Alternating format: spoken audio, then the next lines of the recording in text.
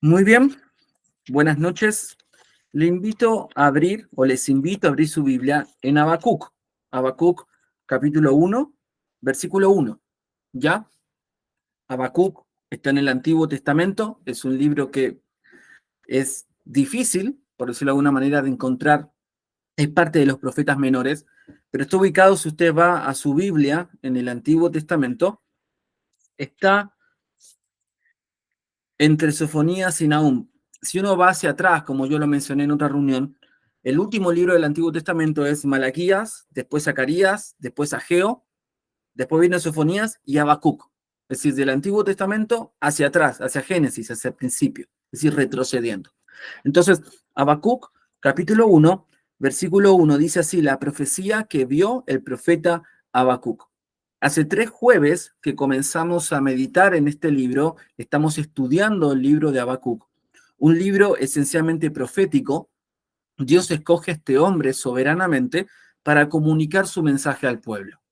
Y hemos considerado en una primera instancia acerca del autor, acerca del contexto también histórico y político, social, en el que se escribe este libro, y también hemos propuesto un bosquejo que vamos a ir desarrollando a lo largo de estos jueves para estudiar del principio hasta el final el libro de Habacuc. Hemos dado un poco de contexto para entender mejor el marco en el cual se escribe este libro. Después hemos considerado, hace 2 jueves atrás, la primera parte de este texto que dice la profecía. Y hablábamos acerca del carácter de la profecía. ¿Qué es la profecía bíblica? Y hemos dicho que la profecía bíblica, la palabra hebrea que aparece aquí, que es masá, significa una carga en el corazón. Es decir, el profeta había recibido un mensaje de parte de Dios y era una carga que le ardía en el corazón para comunicar al pueblo. Después, en segunda instancia, vimos esta expresión que dice que vio, y hablábamos de los canales divinos de la profecía. Es decir, Dios comunicó el mensaje a Habacuc en parte por medio de una visión.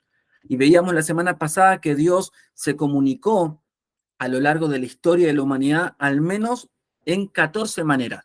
Dios hablaba a través de sueños, de visiones, a través de la suerte, también a través de 2 piedras en el Antiguo Testamento que se conocían como Urim y Tumim, que eran piedras que tenían los sacerdotes, y Dios mostraba su voluntad por medio de ellas, a través de la conciencia, a través de la creación. También decíamos que Dios había hablado por medio de los profetas, por medio de Cristo, y eventualmente concluíamos la semana pasada que Dios hoy nos habla por medio de la Escritura. La Biblia es la revelación de Dios para nosotros. Para el inconverso, esta revelación se transmite en el Evangelio, que es el puntapié inicial para conocer a Dios. Las buenas nuevas de que Jesús murió y resucitó por nosotros. Pero para nosotros como creyentes, la Biblia, de principio a fin, contiene la revelación de Dios para nosotros.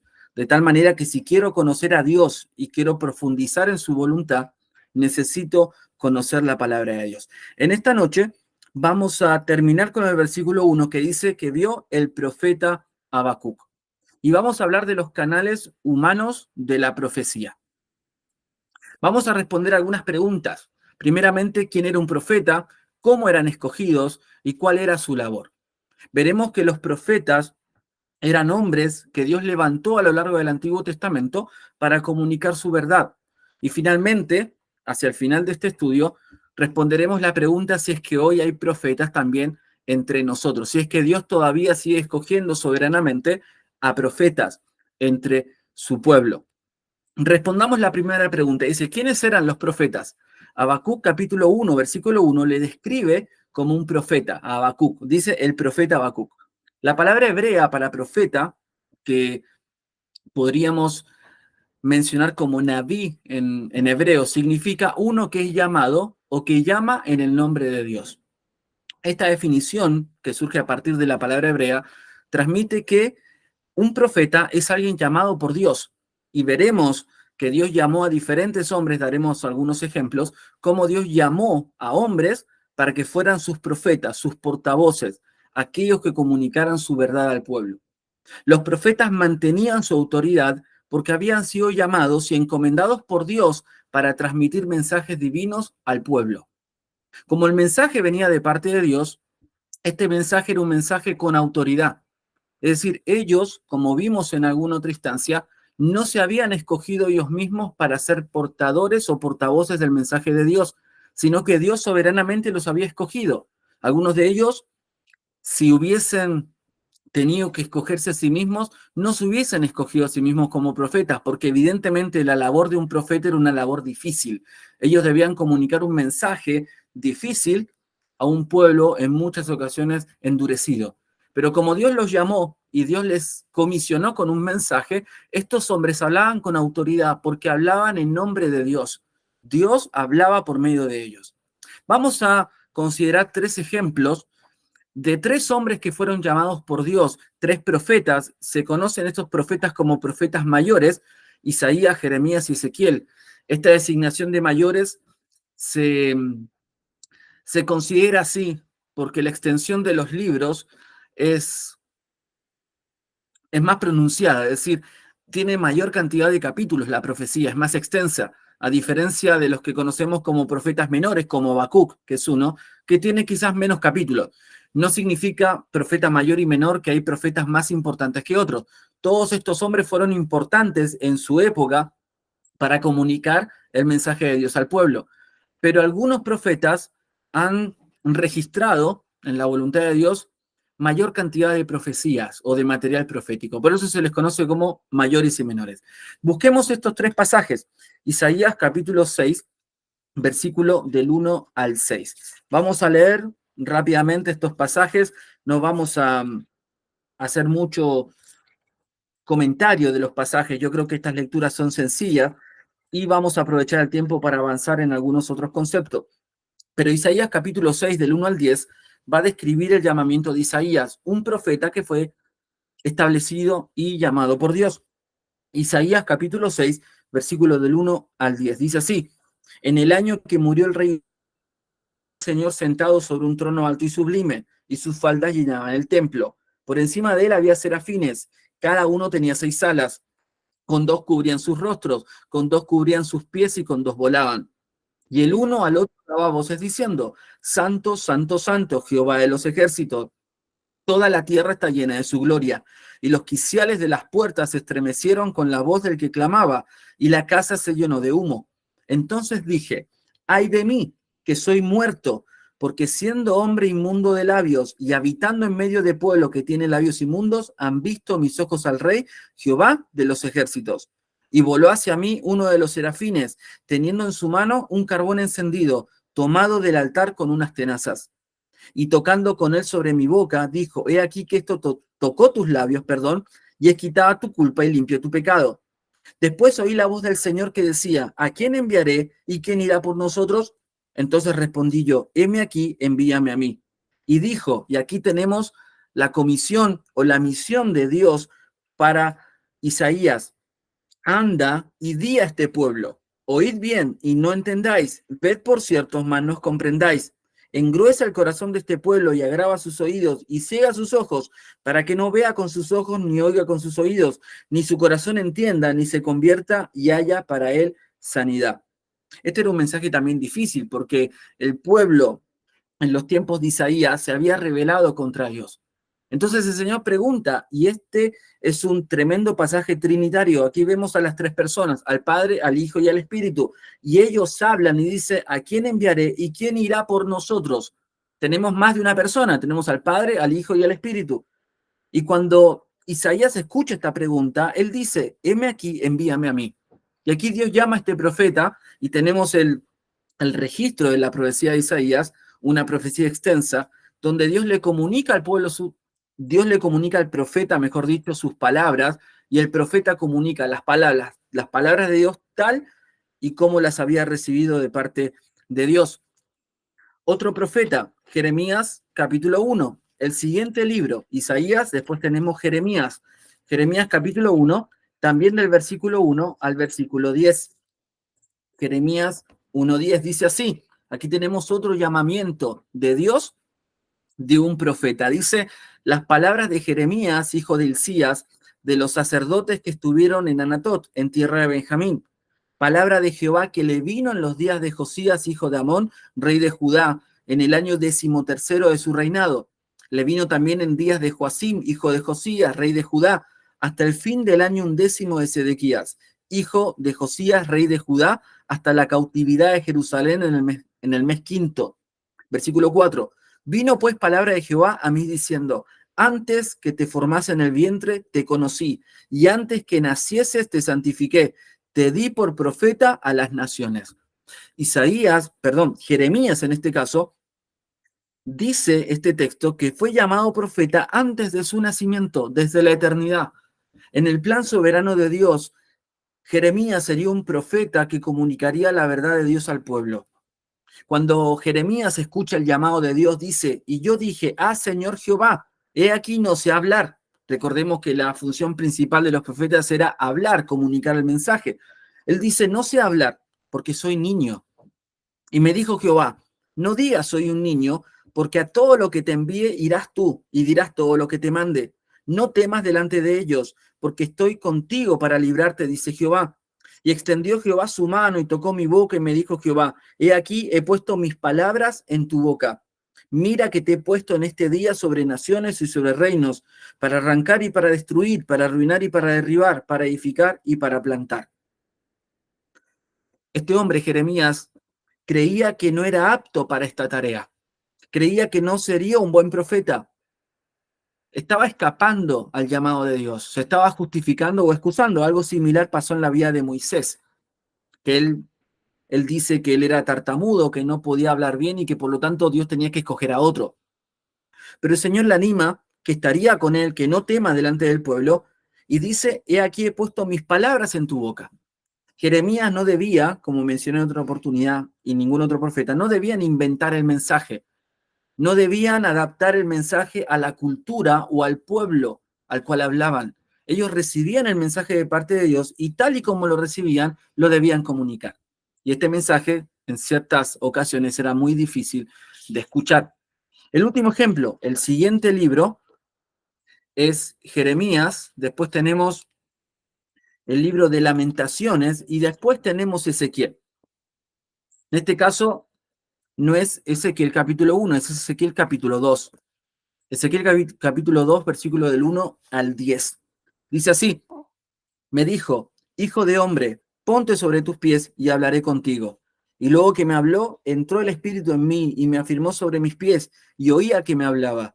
Y me dijo, hijo de hombre, yo te envío a los hijos de Israel, agentes rebeldes que se rebelaron contra mí. Ellos y sus padres se han rebelado contra mí hasta este mismo día. Yo pues te envío a hijos de duro rostro y de empedernido corazón, y les dirás, así ha dicho Jehová el Señor. ¿Acaso ellos escuchen? Pero si no escucharen, porque son una casa rebelde, siempre conocerán que hubo profeta entre ellos. Dios lo estaba llamando para ser un profeta en medio de un pueblo rebelde. Y tú, hijo de hombre, no les temas, ni tengas miedo de sus palabras, aunque te hallas entre zarzas y espinos y moras con escorpiones. No tengas miedo de sus palabras, ni temas delante de ellos, porque son casa rebelde. Les hablarás, pues, mis palabras. Escuchen o dejen de escuchar, porque son muy rebeldes. Mas tú, hijo de hombre, oye lo que yo te hablo. No seas rebelde como la casa rebelde. Abre tu boca y come lo que yo te doy.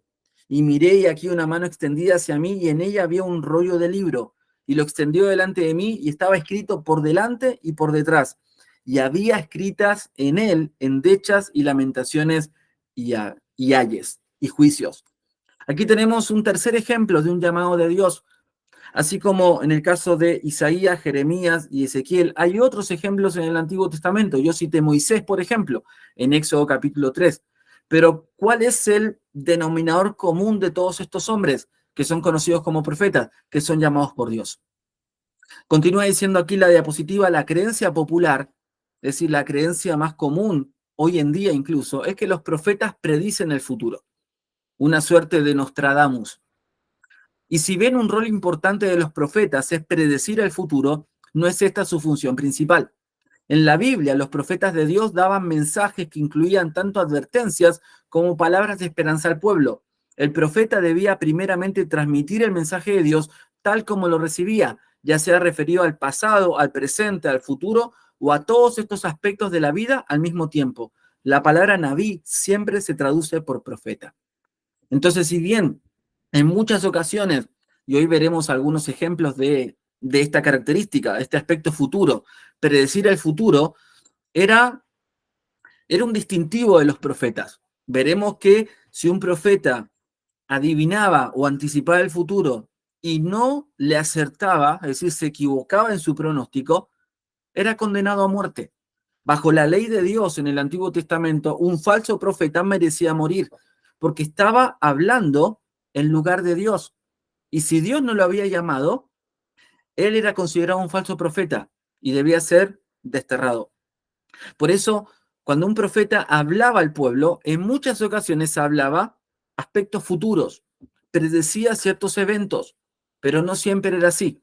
Por eso, cuando se piensa en la profecía, se piensa que siempre se está hablando de predecir el futuro, y no siempre. Los profetas en muchas ocasiones hablaron al tiempo presente, es decir, a la época y al momento histórico en el que estaban. Entonces, el aspecto futuro era parte, pero no era su función principal. ¿Cómo era reconocido un profeta en el Antiguo Testamento? Esta parte la voy a citar más rápidamente. Si alguno quiere anotar los versículos, lo puede leer. Son 2 pasajes de Deuteronomio. Pero aquí en estos pasajes tenemos los requisitos para que una persona en el pueblo de Israel pudiese identificar si un profeta era un verdadero profeta de Dios o era un falso profeta, alguien que se designaba a sí mismo como profeta y en consecuencia engañaba al pueblo. Dios dio a su pueblo ciertas maneras de saber si un hombre fue profeta verdadero o no. Primeramente, cualquier profeta que predicó en contra de la palabra revelada de Dios no era profeta verdadero. Es decir, si un profeta comunicaba en su mensaje algo en contra de lo que Dios ya había revelado en el pasado al pueblo, era considerado automáticamente un falso profeta. ¿Por qué esto se llevaba a cabo de esta manera? Es muy sencillo. Si Dios escogió personas para comunicar su verdad y Dios es absolutamente sabio y omnisciente, conoce todas las cosas, Él no va a contradecir su mensaje, no va a equivocarse en la comunicación de su mensaje, porque Él es fiel a su palabra, Él es verdadero, Él dice la verdad, y por lo tanto sus profetas comunicarían la verdad de Dios. Por lo tanto, si hay contradicción en algo que un profeta decía con otro que ya había dicho y que eventualmente era un probado profeta, ya había sido reconocido como profeta, automáticamente el profeta posterior que revelaba algo distinto debía ser considerado un profeta falso. En segundo lugar, cualquier profeta que dirigió al pueblo de Israel hacia otros dioses ajenos era profeta falso. Esto lo dice también Deuteronomio 13, del 1 al 3. Esto en parte se relaciona con el primer punto, porque entendemos, por ejemplo, en Éxodo capítulo 20, el primer mandamiento que Dios le da a Israel es que solamente debían adorarle a Él, no debían inclinarse ante dioses ajenos. Entonces, como Dios ya había expresado su voluntad, quería un pueblo celoso, quería un pueblo que le adorara solamente a Él, porque Él es digno de toda adoración. Si un profeta posterior venía e inclinaba al pueblo a la idolatría, era un profeta falso. Y este es el punto, el tercero, el que quizás es más trascendente para el estudio que vamos a ver hoy. Cualquier profeta que predijo algo y no se cumplió lo que dijo, no era un profeta de Jehová. Es decir, los profetas anticipaban, como yo cité anteriormente, en algunas ocasiones el futuro, pero aquel que se aventuraba o incurría en una predicción de su propia imaginación y no se cumplía, evidentemente esta era una señal que no era un profeta de Jehová. Actualmente, y a lo largo de la historia, ya sea de la iglesia y fuera de la iglesia, hubo muchos hombres que quisieron pronosticar el futuro. Les doy algunos ejemplos, no sé si usted los conoce, pero los testigos de Jehová, usted lo puede buscar en internet incluso, los testigos de Jehová en un momento pronosticaron que el Hijo del Hombre, o que Jesucristo, volvería en el año 1914. Y eventualmente el año 1914 ya pasó y no sucedió nada. Actualmente ellos proponen que la venida del Hijo del Hombre va a ser en 2034. ¿Sabe por qué? Faltan exactamente unos 10 años para que venga Cristo, de acuerdo a los testigos de Jehová. Ellos razonan que así como el Señor escogió a Noé y le dio 120 años para construir el arca. Si usted hace 1914 más 120 años, resulta en 2034. Y ellos proponen que hay 120 años desde 1914 hasta la venida de Cristo, que es 2034, para que se cumpla, en este caso, todo lo que la Biblia enseña sobre el tema. Evidentemente, en los testigos de Jehová hay otras fechas que se colocaron en medio de estas dos fechas y fueron fallando vez tras vez. José Smith, por ejemplo, en el año aproximadamente 1830, él estaba meditando y dice que una voz le empezó a hablar y José Smith le preguntó cuándo sería la venida del Hijo del Hombre. Y él le dijo, supuestamente la voz, le dijo que si él llegaba a cumplir 85 años, él vería la venida del Hijo del Hombre. Ahora, José Smith cumplió 85 años, aunque no llegó a esa edad, murió antes, en el año 1890. Y el año 1890 ya pasó y el Hijo del Hombre no ha venido. Cite Nostradamus, por ejemplo, que fue un filósofo francés del siglo XVI, que en el año 1500, entre 1550 y 1555, escribió muchísimas profecías y actualmente hay muchas personas que consideran que lo que él escribió se está cumpliendo. Recuerdan, por ejemplo, el 1 de enero de este año, en 2024, hubo un terremoto en Japón, que fue muy grave, usted lo puede buscar o quizás lo recuerda. Hubo muchas personas que afirmaron que Nostradamus predijo este evento, este terremoto en Japón. Y yo estuve en estos días viendo esa predicción y es muy vaga, es decir, es una descripción de un evento que iba a llevar a la Tierra a desmoronarse, pero demasiado ambigua, demasiado confusa. Pero estos hombres que siguen estos falsos profetas, aquellos que anticipan el futuro, piensan que estos hombres, Nostradamus, entre otros, o José Smith, o lo que consideran los testigos de Jehová, entre otros, hay muchísimas personas. Incluso podemos pensar en la profecía que podíamos llamarlo profecía en el año 2000, cuando pensaban que el mundo se iba a acabar, o el año 2012 con el calendario maya, es decir, todas personas que anticiparon el fin del mundo y eventualmente fracasaron. La Escritura dice que no hay conocimiento de ninguna persona de la venida del Hijo del Hombre, ni la fecha ni la hora. Es decir, nosotros no podemos anticipar cuándo el Señor Jesucristo va a regresar, cuándo se va a establecer el milenio, cuándo estará la gran tribulación. Pero muchos se aventuraron. Bueno, en el Antiguo Testamento, si alguien predecía algo y no se cumplía, no solamente que revelaba que era un falso profeta, él debía morir. Esto yo lo dije en la iglesia en Peñaflor, cuando veíamos el don de profecía relacionado con la doctrina del Espíritu Santo. Estos son los parámetros del Antiguo Testamento. Si nosotros tuviésemos que, y yo considero que esto todavía está vigente, ser una norma para los ministerios actuales de cualquier iglesia, si hoy nosotros decimos que el don de profecía esté vigente y todavía hay profetas, lo veremos al final de este estudio, si es que realmente hay, deben cumplir con estas normas. ¿Sabe qué es lo que pasaría si el Señor levantara profetas actualmente?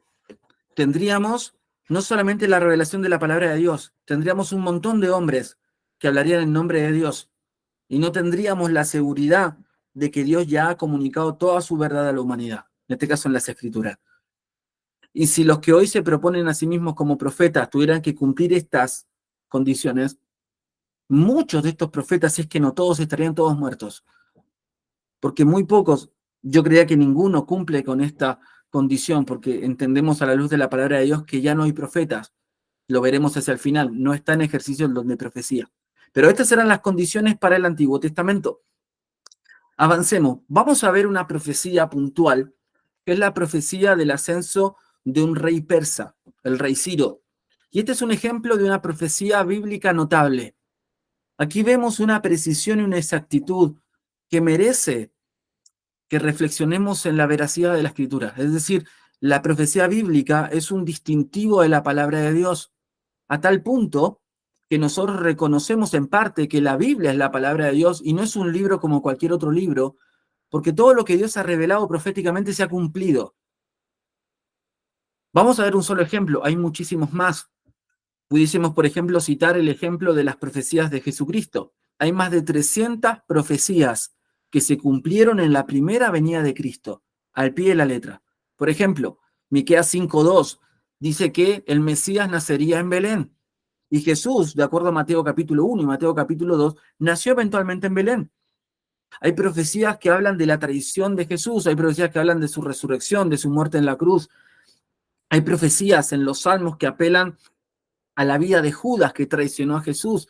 Hay más de 300 profecías sobre la vida de Cristo, su muerte y su resurrección, su ministerio. Entonces las escrituras proporcionan las profecías en parte para que el creyente pueda fortalecer su fe en la palabra de Dios. Veremos un ejemplo de la profecía de Ciro. La profecía bíblica del ascenso de Ciro, rey de Persia, es asombrosa. Entremos en contexto. El profeta que llevó a cabo esta profecía fue Isaías. Isaías escribió su profecía, su libro, entre los años 700 y 680 antes de Cristo. Recordemos esa fecha. Isaías aproximadamente escribió su profecía, el libro que hoy tenemos como libro de Isaías, en el año 700 y 680 antes de Cristo. En esta profecía, en los capítulos, veremos ahora capítulo 44 y capítulo 45, Isaías anticiparía los eventos del reinado de Ciro y el regreso de los judíos a Jerusalén. Mientras Isaías escribía, el imperio babilónico recién comenzaba a sus años de conquista. Isaías predijo que Babilonia asediaría Jerusalén y llevaría cautivos a los judíos. Esta profecía se cumplió unos 100 años más tarde, en el año 586 a.C., con el asedio a la ciudad de Jerusalén. Es decir, que cerca del año 700 o 680 a.C., Isaías profetiza que Babilonia, que cuando escribe Isaías, Babilonia no era la potencia mundial, en este caso, cuando invade Jerusalén, no era un ejército notable ni conocido, recién estaba comenzando a tomar fuerza el imperio babilónico, pero 100 años después se cumple la profecía de Isaías y los babilónicos toman la ciudad de Jerusalén. Y no solamente esto, sino que lleva cautivo a muchos judíos. Seguidamente el Señor le reveló a Isaías que los persas, esto aún antes de la conquista en el año 586, esto mucho antes, le reveló a Isaías que los persas conquistarían a los babilonios. Es decir, primeramente, Isaías predice que Babilonia tomaría fuerza.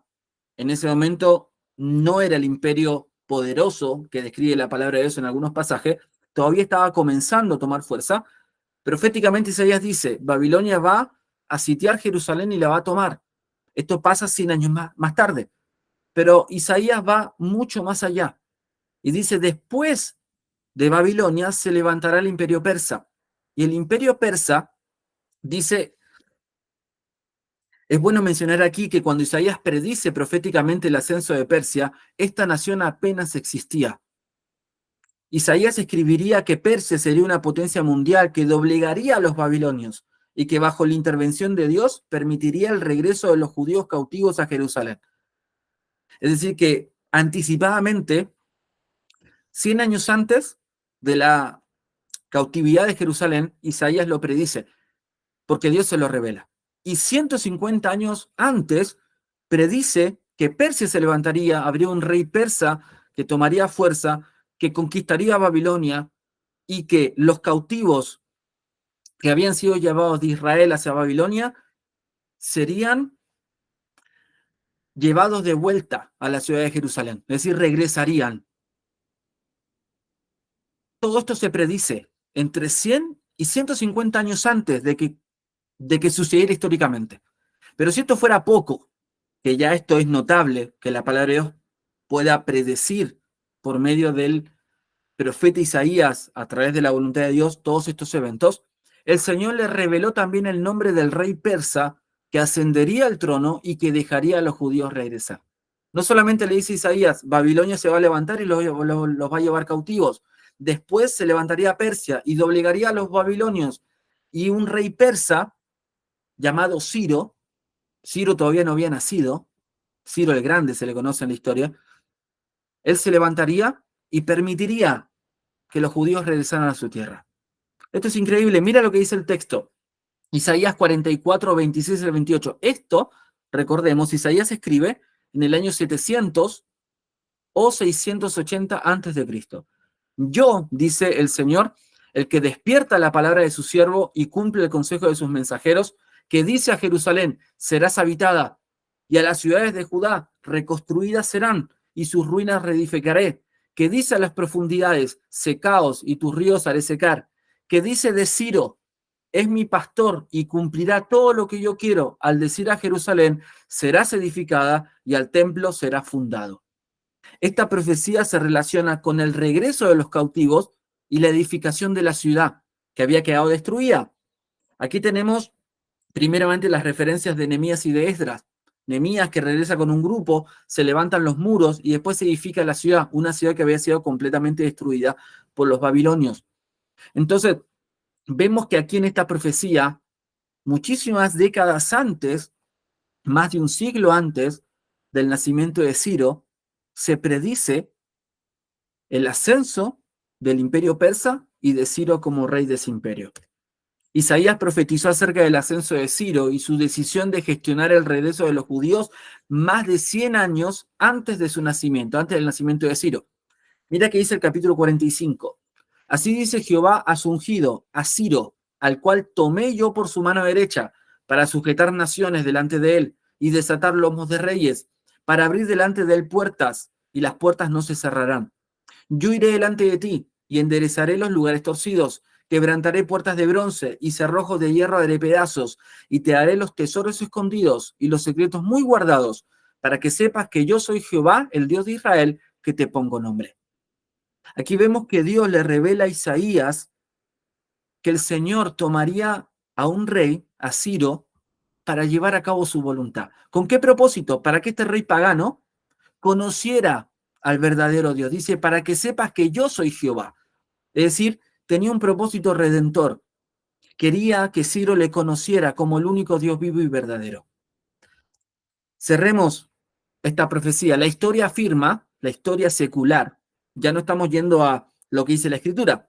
Vamos a corroborar esto con lo que dice la historia. La historia afirma que Ciro, el fundador del imperio persa, recordemos lo que citamos anteriormente, cuando Isaías escribe, la nación todavía no existía. Gobernó a los persas entre los años 559 y 530 antes de Cristo, más de 100 años. Recordemos, Isaías escribió cerca del año 680 antes de Cristo, casi 130, 140 años, y que durante su reinado conquistó Babilonia en el año 539 antes de Cristo, algo que ya había predecido la Escritura. Los historiadores nos dicen que el decreto que permitió a los judíos volver a su tierra fue promulgado en marzo del 538 antes de Cristo, justo después de la captura de Babilonia. Isaías mencionó a Ciro y predijo la decisión que hizo unos 100 años antes de que naciera y 150 años antes de que se levantara para ser rey de la tierra. Esto es asombroso, esto es increíble. Así como esta profecía de Ciro, pudiésemos tomar las profecías, como cité, de la venida de Cristo o las profecías de Daniel. Hay muchas profecías que son precisas, no son ambiguas, no son profecías que pueden interpretarse de diferentes maneras. La historia corrobora que esta profecía se cumplió tal y como fue predicha.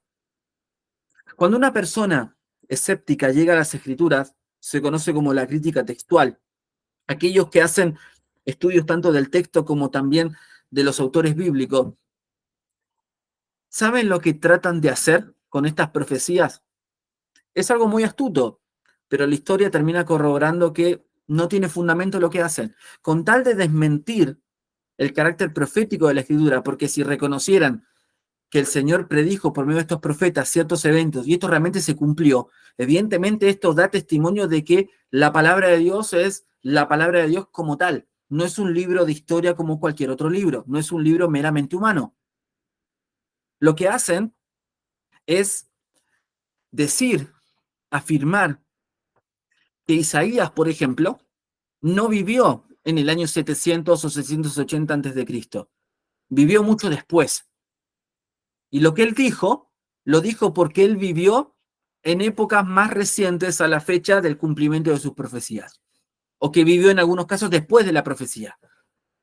Pero cuando uno busca en la historia y corrobora las fechas de los escritos bíblicos, Isaías verdaderamente escribió entre el 700 y el 680 antes de Cristo. Es más, Estas profecías tienen una diferencia de 100 o 150 años. Si usted lee Isaías capítulo 9 e Isaías capítulo 7, hay profecías de Isaías tocantes a Jesucristo. Isaías vivió 700 años antes de Cristo. Predijo 7 siglos antes verdades acerca de Jesús. Esto solamente lo puede hacer el Señor. Él conoce absolutamente todo. Doug Powell, en un libro que se conoce como la Guía Holman de Apologética, él dice lo siguiente en torno a la profecía. Los profetas no eran simples videntes o mediums que predecían el futuro, ni adivinos que manipulaban una bola de cristal para anticipar lo que habría de suceder. Sencillamente, un profeta era alguien que transmitía un mensaje de parte de Dios. Los profetas no se limitaban a dar a conocer el pensamiento de Dios, sino que repetían las palabras que Dios mismo les decía. A veces, el mensaje era una bendición, en otras ocasiones era una advertencia. En cualquier caso, siempre se lo llamaba profecía. Las profecías no siempre predecían acontecimientos futuros. Un comentario de lo que estamos tratando. Este autor continúa diciendo, ya estamos acercándonos hacia el final. Sin embargo, en muchas ocasiones, las profecías bíblicas son el anuncio anticipado de hechos futuros, como en el caso de Ciro. Estas profecías se dan a conocer con tanta anticipación que no es posible pensar que el propósito es acreditar al profeta en vida, aun cuando todo lo que fue profetizado debe cumplirse si fue dicho por un verdadero profeta. Es decir, hay tanta anticipación que evidentemente muchas de estas profecías no vieron su cumplimiento en la vida del profeta. El profeta anticipaba, moría y eventualmente en el futuro, a veces siglos después, como en el caso de Isaías y Jesucristo, las profecías se cumplían verdaderamente tal y como habían sido reveladas. Dios se vale de este tipo de profecías para revelarse como un Dios fiel, que cumple sus promesas y en quien podemos depositar nuestra confianza. También se revela como el Señor de la historia, un Dios soberano que puede dirigirla y alcanzar las metas que se propuso, sin coartar la libertad de elegir del ser humano. Hay dos verdades que se desprenden de estas características de la profecía. Primeramente, Dios es un Dios fiel que cumple sus promesas. Dios dice y se hace. Dios anticipa y lo lleva a cabo. Dios predice ciertos eventos y la historia lo corrobora. Porque Dios, en segundo lugar, es el Dios de la historia.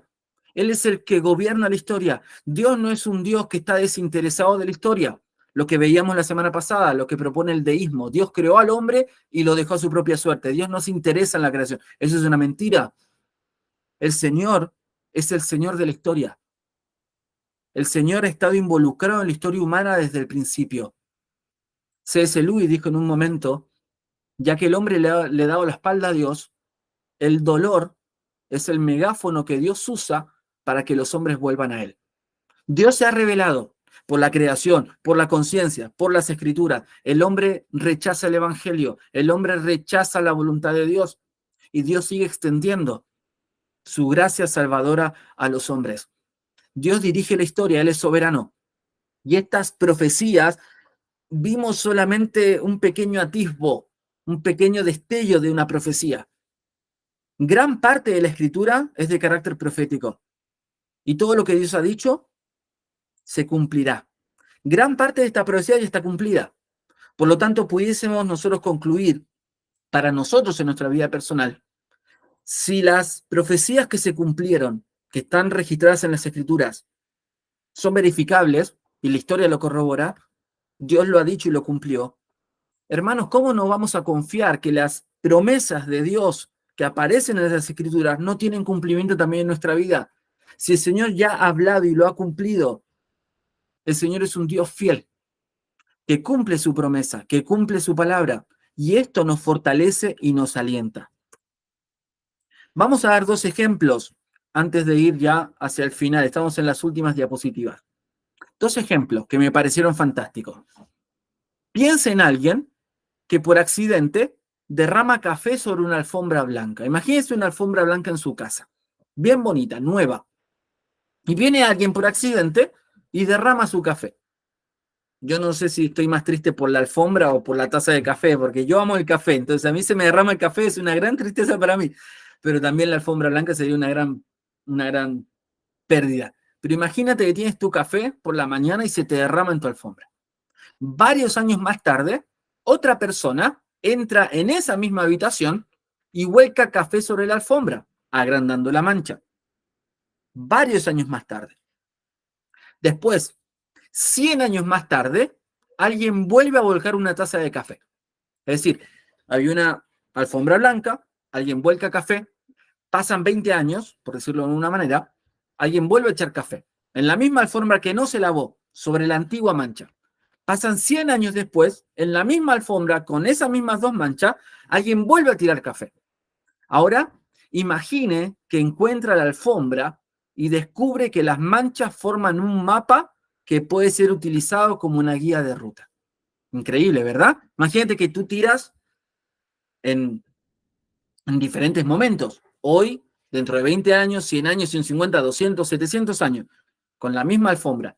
Y cuando tú ves la mancha, tiene un mapa exacto de Chile, con las regiones divididas. No sé cuántas regiones tenemos.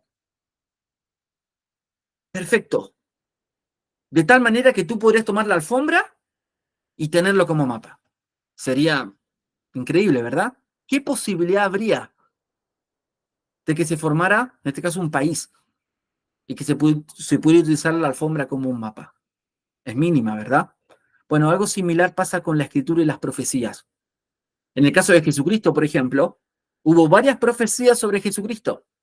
Varias personas que derramaron su café en el plan de Dios, en diferentes momentos, pero que nosotros ahora teniendo las escrituras, vemos hacia atrás, y cada hombre que habló sobre Cristo formó parte del gran plan soberano de Dios para revelar su voluntad al hombre.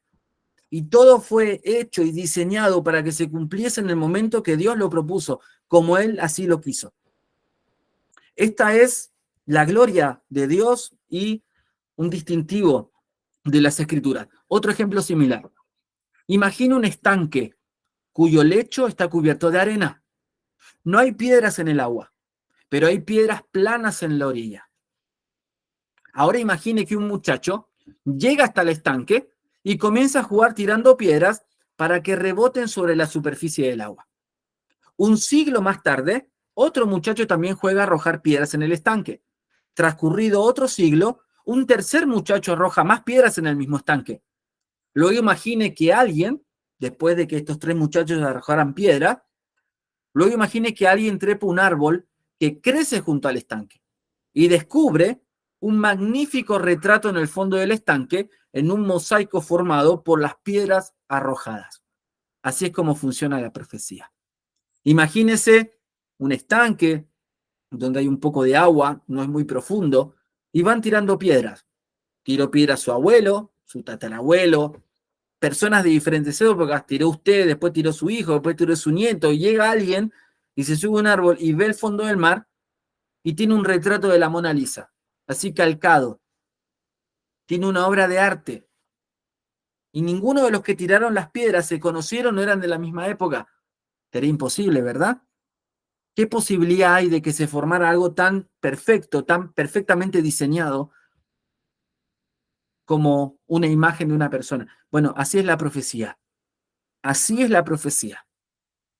Y esto no nos deja más opción, no es el tema del estudio, pero no nos deja más opción que creer verdaderamente que la Biblia es la palabra de Dios y que es confiable, es segura y es fiel. Vamos a responder esta última pregunta. ¿Hay profetas hoy en día? Hoy en día existen los que son llamados y capacitados a proclamar la palabra de Dios, pero el don de profeta como alguien que puede predecir el futuro no está vigente. Llegamos a esta conclusión debido a su carácter milagroso y fundacional. Efesios capítulo 2, versículo 20, afirma que el fundamento de los apóstoles y los profetas ya fue puesto. Así como en un edificio el fundamento se coloca al principio, el cimiento del edificio se coloca al principio, los apóstoles y los profetas del Nuevo Testamento fueron el cimiento. Y ahora la iglesia debe sobreedificar. Los apóstoles no son necesarios. Hoy no hay apóstoles. No es la charla tampoco o el estudio de este tiempo. Pero no hay apóstoles. Tampoco hay profetas. Los profetas sirvieron y cumplieron su propósito dentro del plan de Dios. Efesios 3:5.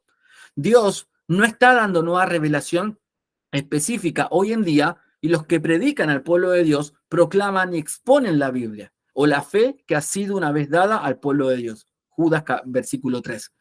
Los profetas recibían el mensaje de Dios y lo comunicaban. Hoy nosotros no tenemos esa misma función. Yo, por ejemplo, ahora estoy enseñando la palabra de Dios, pero no es que Dios me reveló a mí un mensaje y yo lo estoy compartiendo.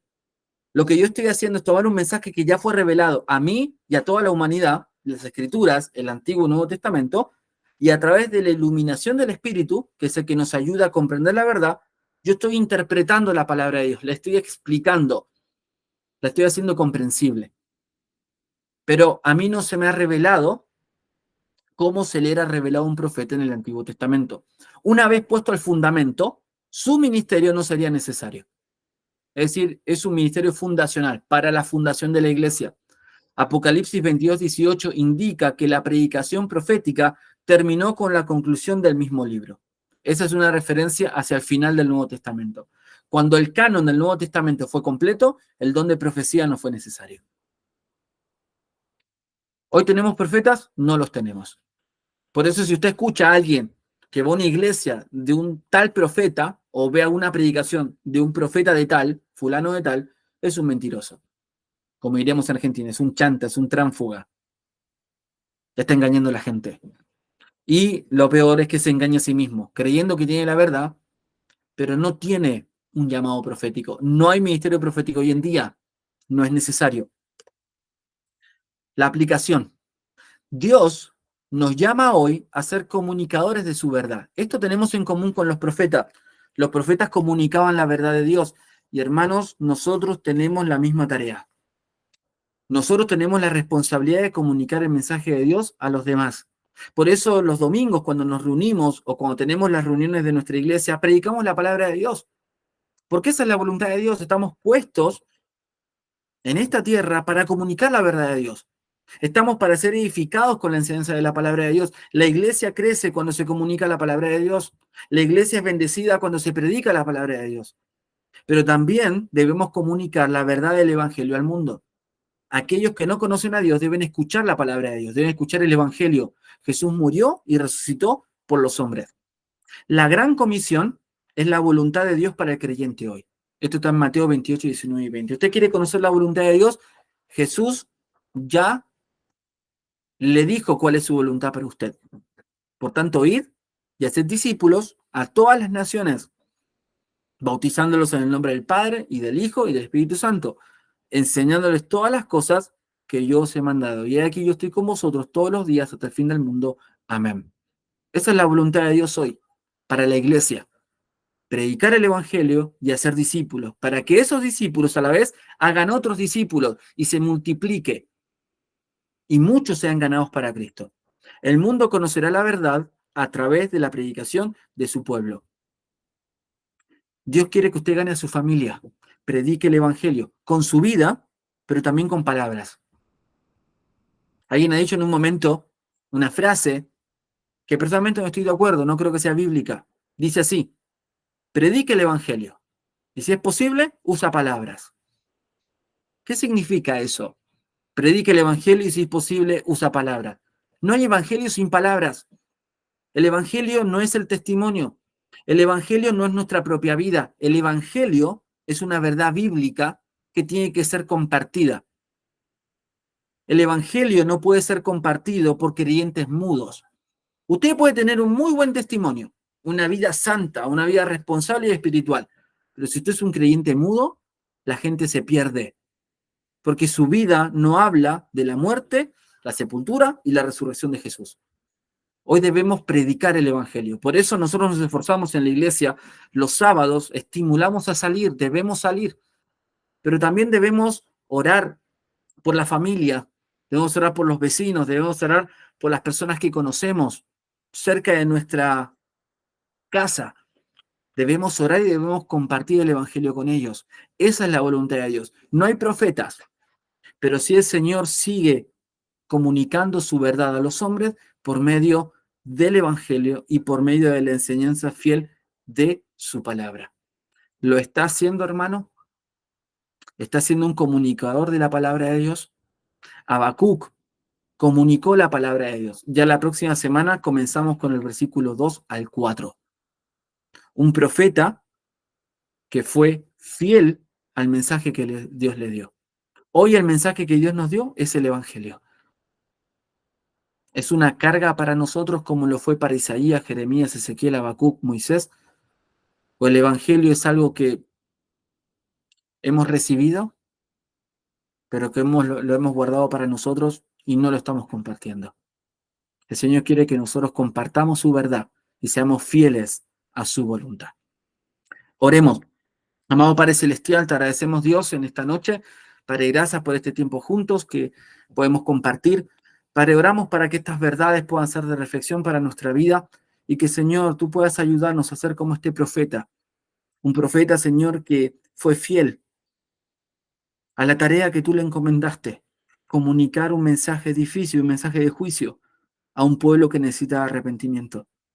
Hoy nosotros, Señor, más de muchos siglos después, Señor, recibimos un mensaje que transforma vidas, un mensaje, Señor, que cambia la eternidad de las personas. Hemos recibido el Evangelio. Señor, que el Evangelio sea como un fuego metido en nuestros huesos, como decía Jeremías. De tal manera que podamos decir como Pablo, ay de mí si no predicar el Evangelio, porque me es imperiosa necesidad. Ayúdanos, Señor. Ayúdanos, Señor, a poder conocer tu verdad y compartirla con otros creyentes, pero también con aquellos que necesitan escuchar el Evangelio. Gracias, Señor, por esta noche. Te agradecemos en el nombre de Jesús. Amén.